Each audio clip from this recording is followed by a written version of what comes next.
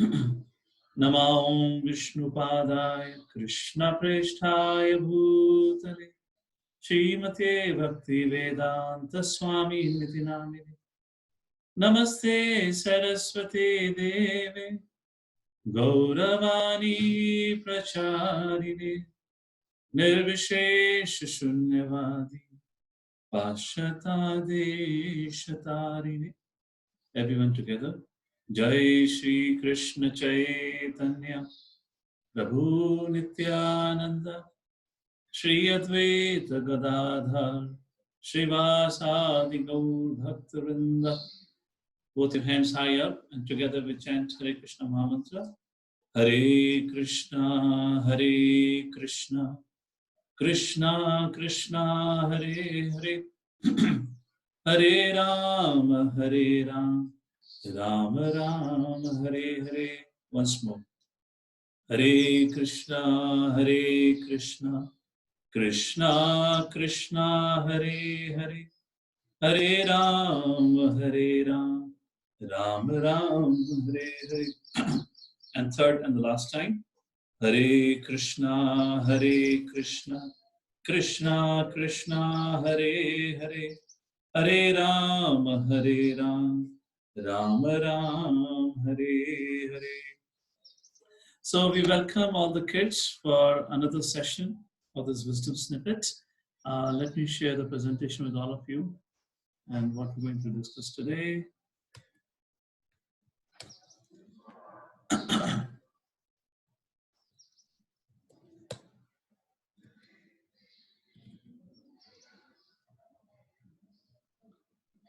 Where are we here? Okay, let's start again. Give me a quick second. Let me just make some changes in the setting.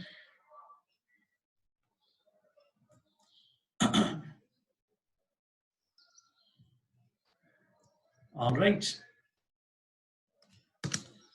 So from the last week, we have been discussing about the legend of Shri Ram, and Shadru Prabhu has been discussing with all of you the story of Ramayana. And I believe Lord Ram have returned back to Ayodhya. I guess that's where you all have reached. And along with that, we have been discussing about how Ramayana, or the culture of Lord Ram, or the teachings of Lord Ram, were prevalent all over the world.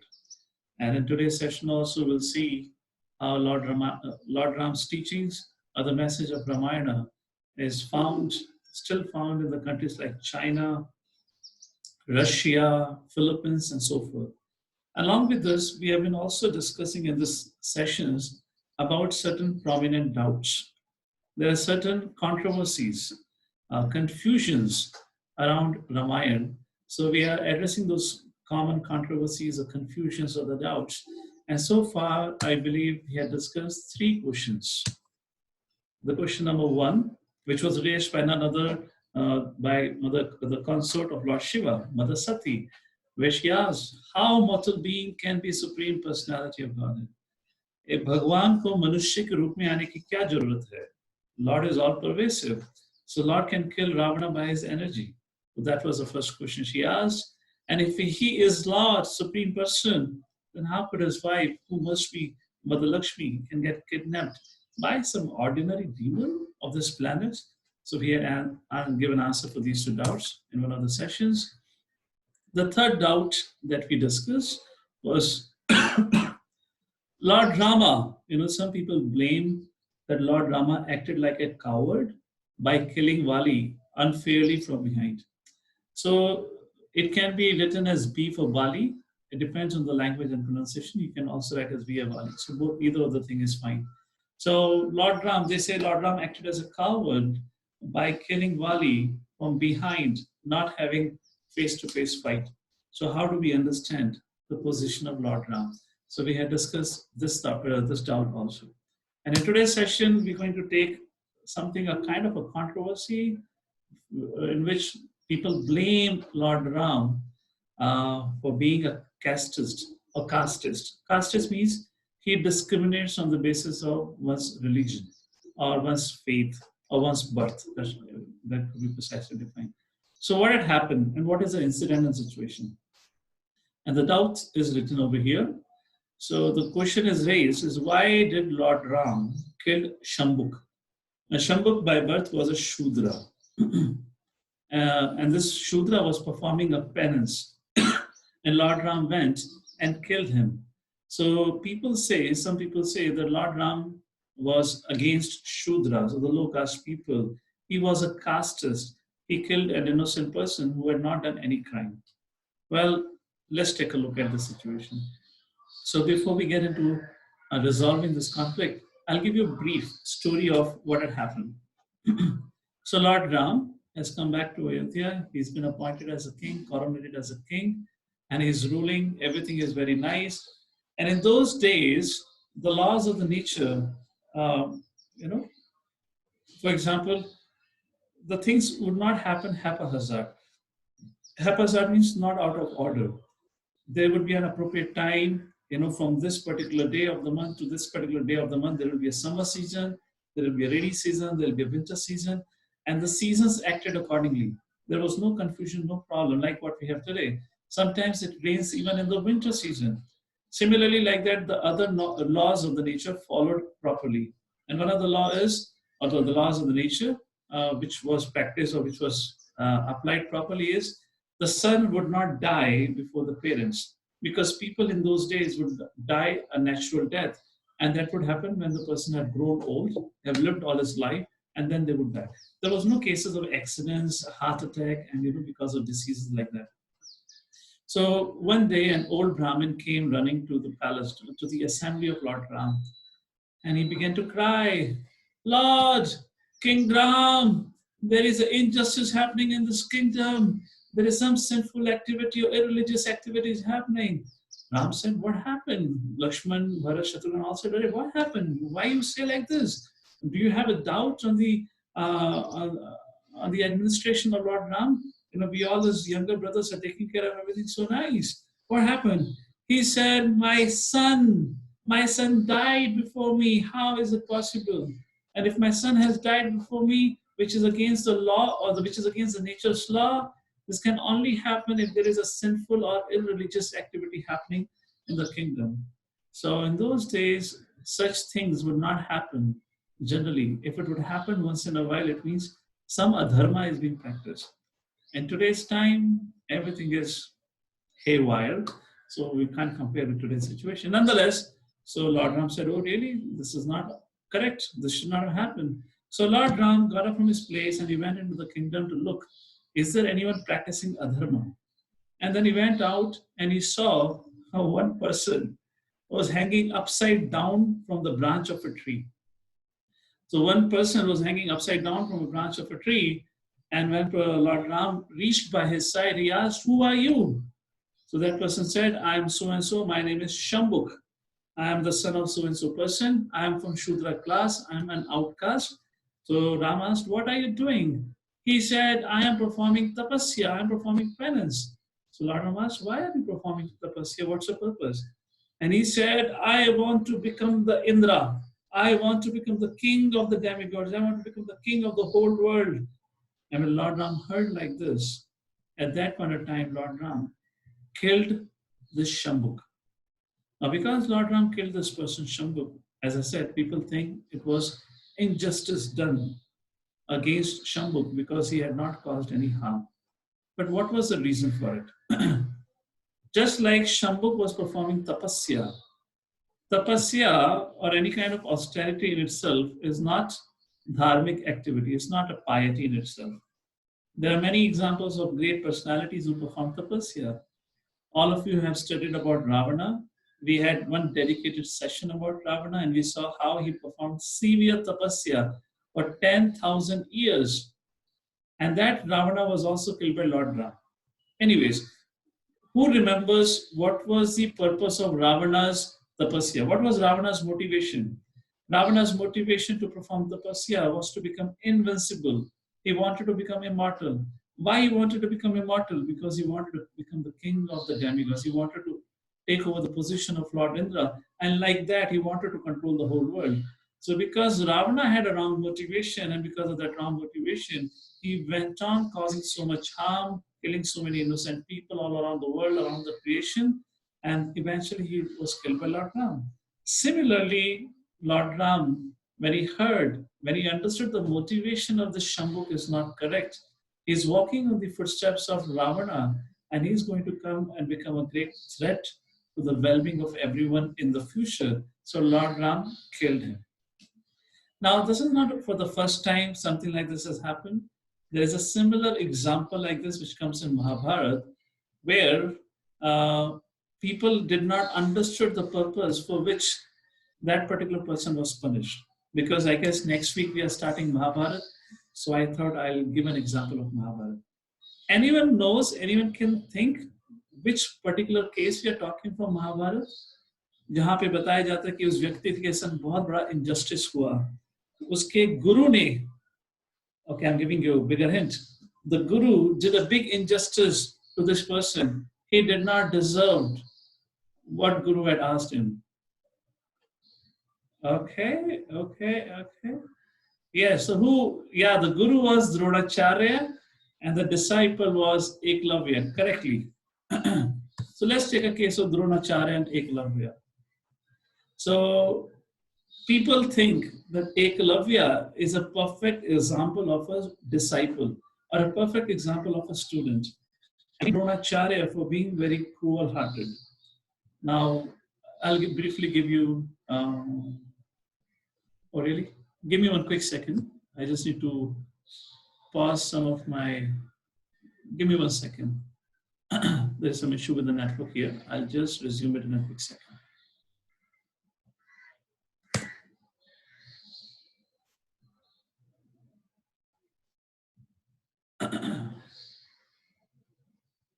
Okay, things look like working now fine.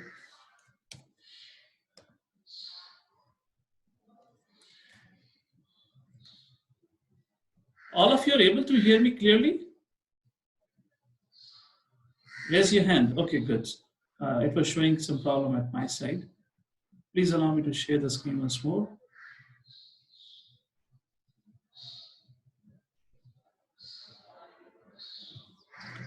Okay, so so we were talking about Eklavya, and people blamed Dronacharya being very hard-hearted. So what is the story of this Dronacharya and Eklavya? We'll briefly discuss the story. So Eklavya was a son of Hiranya Dhanura. Now this Hiranya Dhanura was a king of an outcast. In simple sense, outcast means that he was a threat to a king or to the kingdom. They lived in the forest and they would cause harm to the well-being of the residents of the kingdom. And they were always against the rule of Dashrath Maharaj. For that reason, Dashrath Maharaj, I'm saying this is Mahabharata, to the rules of the Kauravas and to the rule of any good king. In fact, this Hiranya Dhanura and his class of people, they were close allies of Jarasandha. Now, Jarasandha was father-in-law of Kamsa, and Jarasandha wanted to kill Krishna, so you can understand that they were allies of Adharma. So Eklavya wanted to become the best archer in the world. And he got to know that Kauravas have got the best teacher who can teach them archery, and that is Dronacharya. So Eklavya came to Dronacharya and he said, as a student, as a young child, when he came, he said, I want to accept you as my guru and I want to learn archery from you. I want to become the best archer in this world. And when Dronacharya heard like this, he said, I'm sorry, I cannot teach you because this school is only meant for the prince. Because what I'm about to teach, I cannot teach to anyone, otherwise they will become the threat to the dharmic religious princes. And they are the one who's going to rule. So we cannot allow anyone else to become as powerful as them. So Eklavya said, okay, so be it. And he went, he carved the murti of his guru, Dronacharya. He accepted him as his guru, carved the deity, and he began to practice archery. And he went on to become the best archer. So one day, when the training of Pandavas and Kauravas had got over, Dronacharya asked Pandavas and Kauravas just to go into the forest for some particular exercise. I mean, particularly for hunting, excursion. So when they came to the forest, they saw a dog, a wild dog, and he was barking. And suddenly he stopped barking. What happened? They saw 7 arrows coming simultaneously, and they sealed the mouth of the dog without killing the dog. Was such an expertise and precision. And all the Pandavas and Kauravas were shocked. They said, who could do this? Even we, Arjuna thought, even I cannot do a task like this with such a precision. So they went down to find out who that person is, and finally they found Eklavya, and it was Eklavya who was shot. And Arjuna went and asked him, like, who are you? Who's your guru? And Eklavya said, my guru is Dronacharya. And Arjuna was confused. Arjuna went back to the kingdom and he said, Dronacharya, my dear Gurudev, today we found the best archer in this world, and he is your student. And Dronacharya was confused. He said, for me, the best archer is you. Arjuna, you are the best archer and you are the one who can protect Dharma. Who else can be better than you? So Arjuna said, my dear Gurudev, please come along with me. So Arjuna, along with other Pandavas, brought Dronacharya back to the jungle and to the place where Eklavya was living. And he was deep absorbed in his practice of archery. And there, as soon as Dronacharya, as you can see in the photo, Dronacharya came into his hermitage or whatever you want to call it. When Eklavya saw his guru, he became so happy. He came and offered his obeisance. He said, my Gurudev, you have finally come here. And Guru asked, who are you? He said, my dear Gurudev, you don't remember, but I am that Eklavya who had come to you years ago to ask you to train me, but you did not train me. Oh, Dronacharya. And then he said, I accepted you as Guru. And look, I carved a deity of you. And by praying to you daily, I learned archery. So Dronacharya said, well, if you learned archery from me, then you should give me Guru Dakshina. So Eklavya said, whatever you ask for it. And Dronacharya said, because Dronacharya had understood that Eklavya, actually, he did not follow Dronacharya's instruction. Dronacharya had instructed Eklavya that Eklavya, you should not learn archery because you have a wrong intention to become the best archer. And you or your race of people are not supportive of the kingdom or the king. You are like thieves and rogues who loot people and destroy the kingdom. So you should not pursue this path. Yet Eklavya, because his motivation to become the best archer, he still did it. So Dronacharya understood that this Eklavya, is a great threat to the peace and the well-being of everyone. Thus Dronacharya immediately said, hey Eklavya, I want the thumb of your right hand. Now if the thumb is gone, then you cannot shoot an arrow. And Eklavya immediately gave it. So people, those who don't understand why Dronacharya asked, because Dronacharya understood the motivation and the consequences of it, what will happen in the future, Dronacharya asked the thumb. So people blame Dronacharya and they glorify Eklavya. Yes, Eklavya did set a good example of giving his thumb immediately, but he was not actually obedient to his guru. What is the Vaishnava or devotees? You know what the principle the devotees follow? The principle that devotees follow is to follow whatever Guru says. But actually Eklavya did not follow Guru because he was too keen to become the best archer. So he went against the instruction of Guru, and that's the reason Dronacharya asked. So another example where apparently it looks like where the person who punished was wrong, but it was not wrong because it was all about motivation. Similarly, Lord Ram killed Shambhuk. And as I said, why killed Shambhuk? Because Shambhuk wanted, his motivation was like that of Ravana.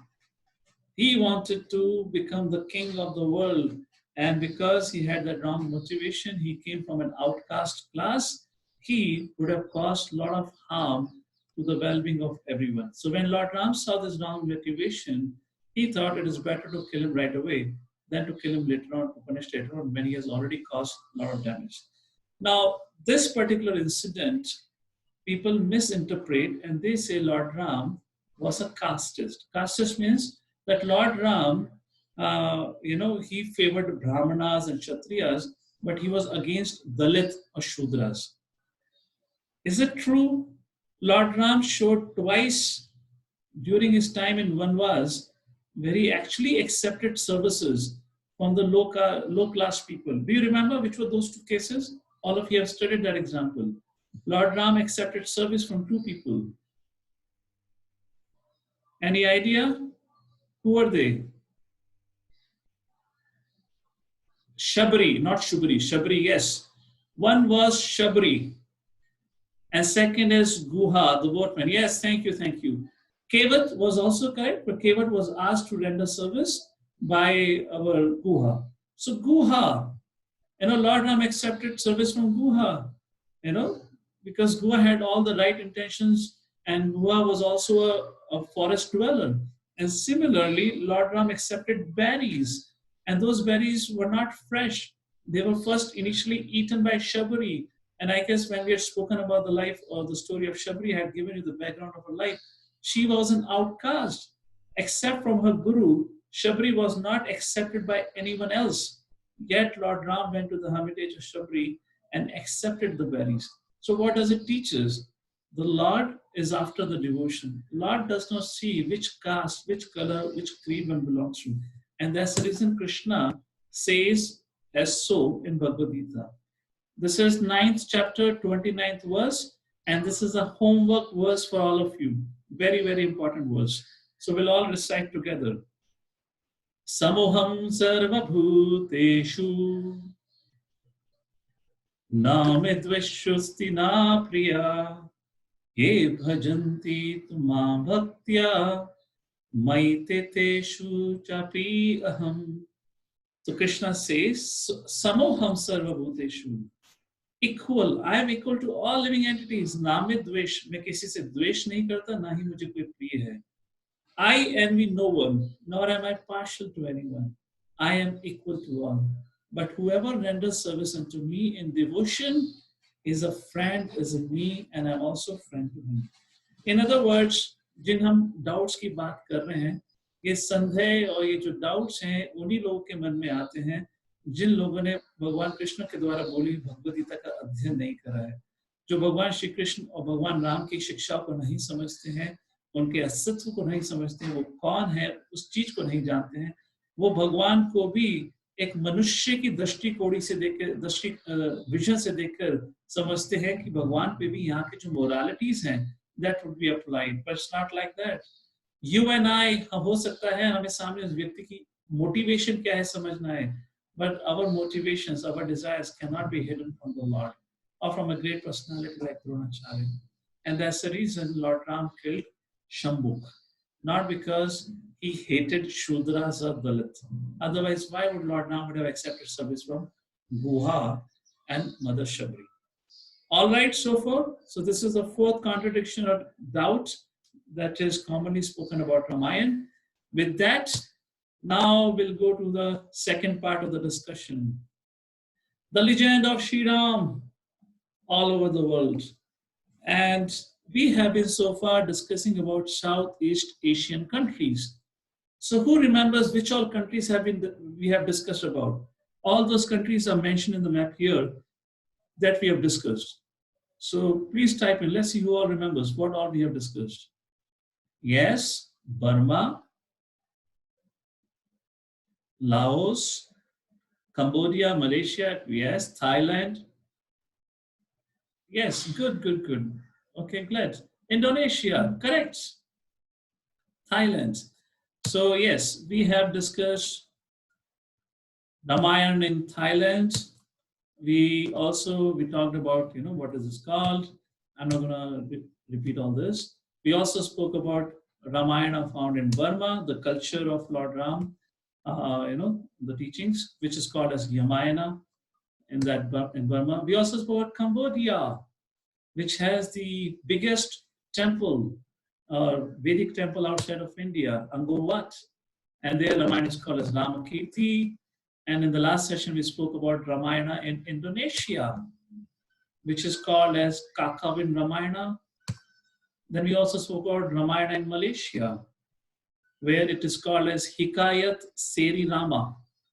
And we also discussed Ramayana in Laos. Now, Laos was the actual place between Indian Ocean to South China Ocean. All these places were actually Laos up to 800 years ago. Later on, they all became Malaysia, Thailand, and so forth. So their Ramayana is called as Fra Lak Fra Ram.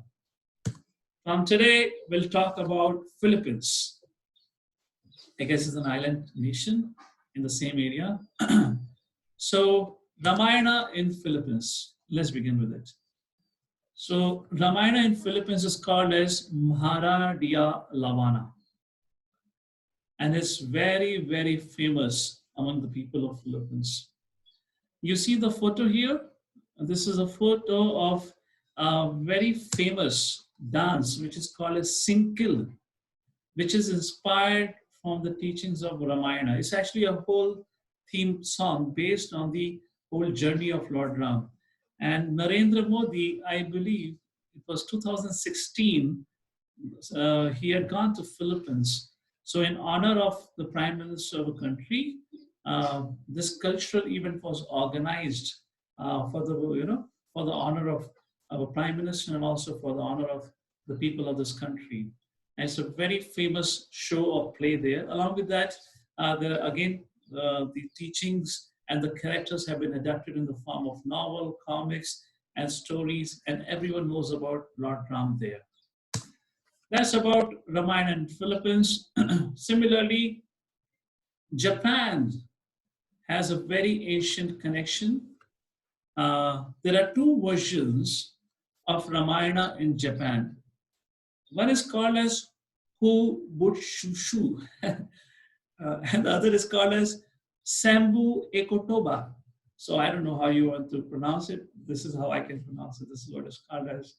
And is again a very famous epic in Japan, where if you go into the village or the town sites, people all know the characters of Ramayana, but not as we know of Lord Ram, Lakshman, Sita, Hanuman, and Ravan. They have their own local names.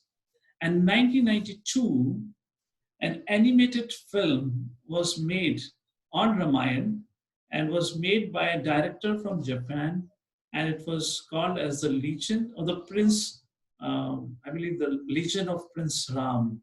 And it was the first animated movie about this great epic, which was made not in India, but outside in Japan. It was a super duper hit movie. And I believe all of you might have seen it. It's very, very famous. So that's about Japan, what we know so far. Similarly, Ramayana in China, yes, it's found there. Who do you think, who is this person in the left in the picture? Any guess? Who do you see here? This is a very famous character from the local version of Ramayana in China. Yes, that's Hanumanji, but that's not how Hanumanji looks and according to Valmiki Ramayana. But that's a character in a famous book. The impact of Ramayana on Chinese society is evident from the popular folklore of Sun Wukong, a monkey king who is similar to Hanuman from Ramayana. So there is a fairy tale story, or there is a whole, not a fairy tale story, but there is a whole story of a king, a monkey king by the name of Sun Wukong, and which was written almost 600 years ago, and is very, very famous in China, and it is available in the form of comic also. And this character entirely matches the character of Hanumanji from Ramayana. Not only that, there is also a version of Ramayana in China, which is called as Dashratha Jataka. As you can see, I have included the photo of its front page. So it is said the Buddhists took Ramayana to China in the first century AD, and they adapted the names of the characters of the Ramayana to their language.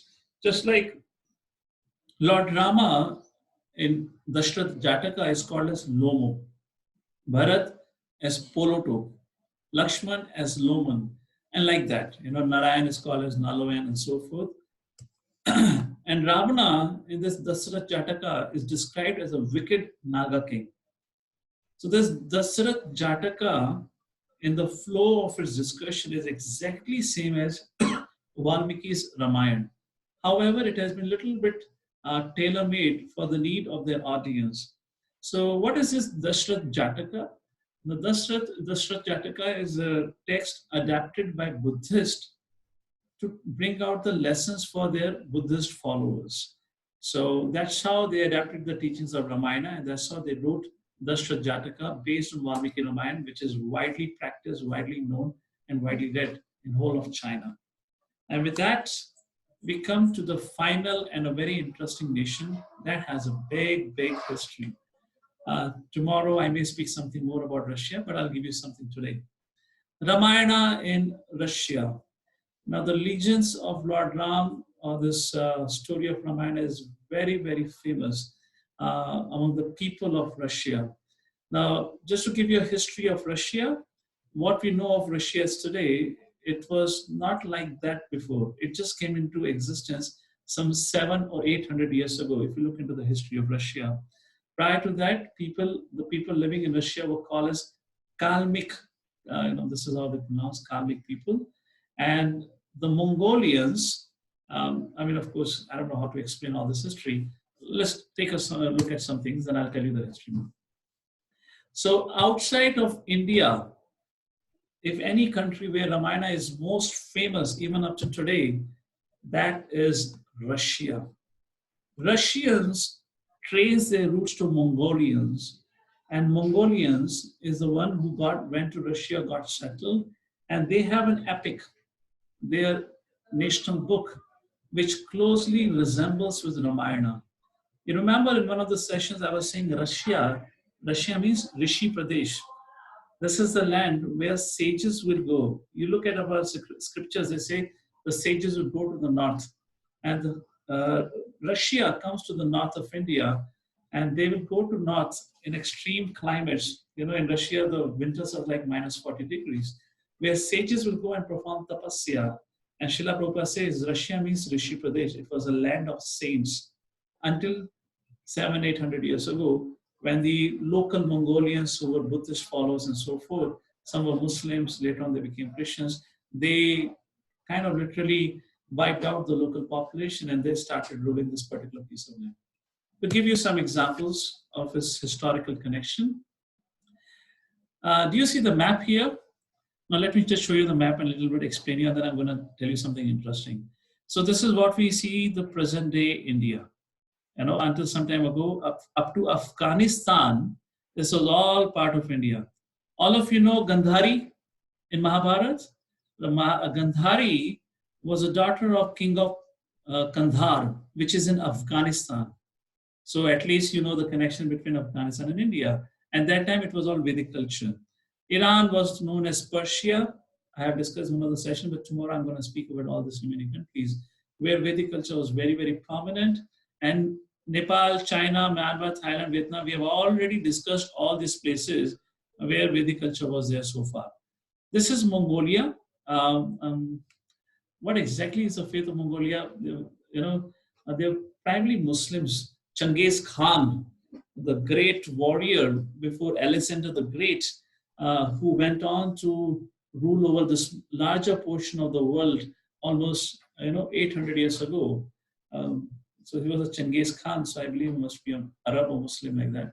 So until 1990, this whole land was together. Russia, Kazakhstan, Uzbekistan, Kyrgyzstan, Turkmenistan, this all belonged to USSR, United States of Russia, like this. So what is the point I'm trying to make here is particularly from Ramayana. And the point is, what is the name of Bharat's mother? Who remembers? What's the name of Bharat's mother?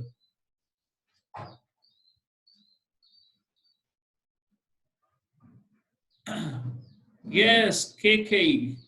KK. All of you kids love to chat a lot. Whenever I open a chat box, there is so much junk going on. Somebody is screaming at somebody, somebody is typing something. All right.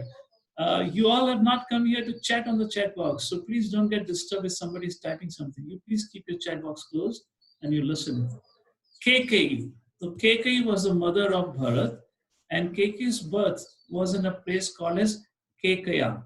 But where this place Kekaya belonged to? It is none other than Kazakhstan. Oops, both the things came together. Okay, all right. So this Kazakhstan is a place which was earlier called as Kekaya. And Kekai was the daughter of the king of Kekaya.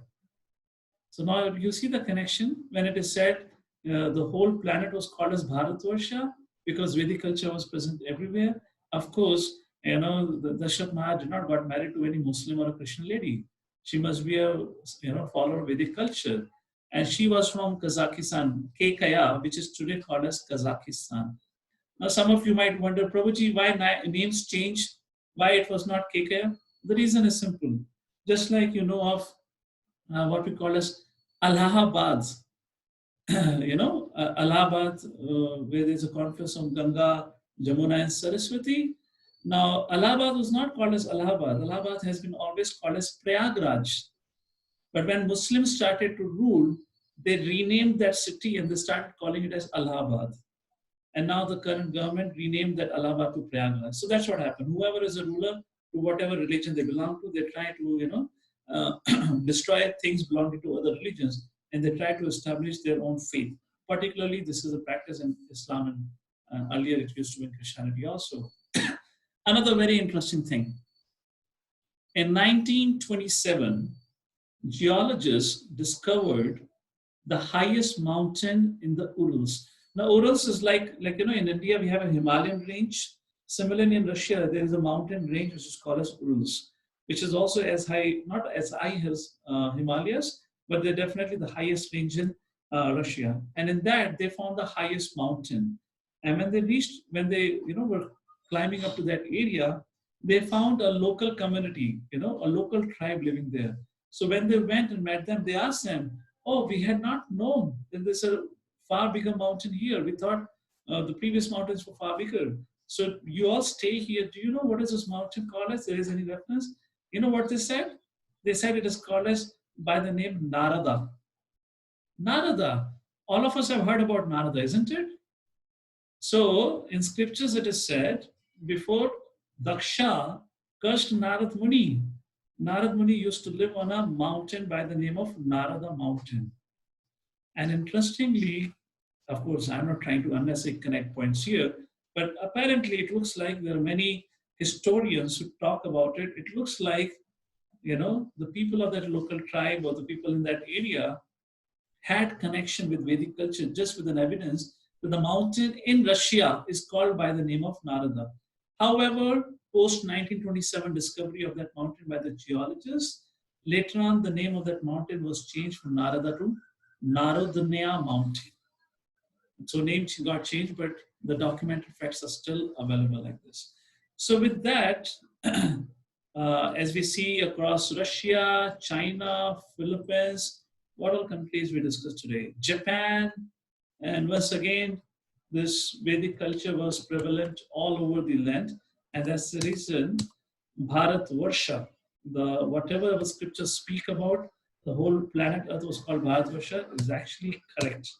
So tomorrow when we meet, we'll take a doubt 5 and 6, and tomorrow we'll speak about Ramayana in Europe, and Ramayana is found in America and Africa. So maybe tomorrow we'll be concluding this part of discussion. If not tomorrow, we'll have one more session. So probably in the next 2 sittings, we'll conclude this whole discussion. So we thank you all for your kind attention and joining us once more. And I'll stop the presentation now. And in case if we have any questions, and you can ask. However, before you all leave, please remember the homework that we gave. Samoham Sarva Bhuteshu Shloka, 9th chapter, 29th verse is your homework. And also, I would like you to please keep a practice. Every day when you come, write down. You all have taken a commitment to chant 2 extra rounds. So before you all sign out today, please write down how many rounds you've chanted, so that I know you have been practicing what you had committed to. All right, so that way it will keep a good sense of relationship. So with that, I'll pause here. Jai Srila Prabhupada and Sitaram Lakshman Hanuman ki Jai. And I'll give you rights to unmute and share something if you want to. Again, before you sign out, please write down how many rounds have you chanted, or how many rounds you still have to chant. I have a doubt. Who is that person speaking? Please say your name. Aman. Yes, Aman. Aman, bolo. What was the curse given by Daksha? Oh, Daksha had given a curse. Narad Muni, you will not be able to stay at any place. That's why he keeps on moving. Yeah, that's why he keeps on Hare Krishna, liberating Prabhuji. people. He keeps on going and preaching. So he was very happy. Narada Muni said, "Thank you. I will not become lazy now." Hare Krishna, Prabhuji. Okay. Can you tell the Ramayan's name in Europe? Oh, that I'll tell you tomorrow. I have not yet discussed that, right? Okay. I didn't discuss about it.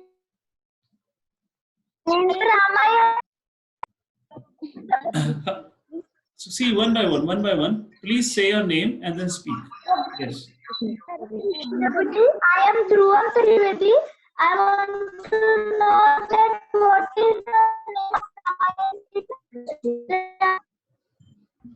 Sorry, the voice is breaking here a little bit.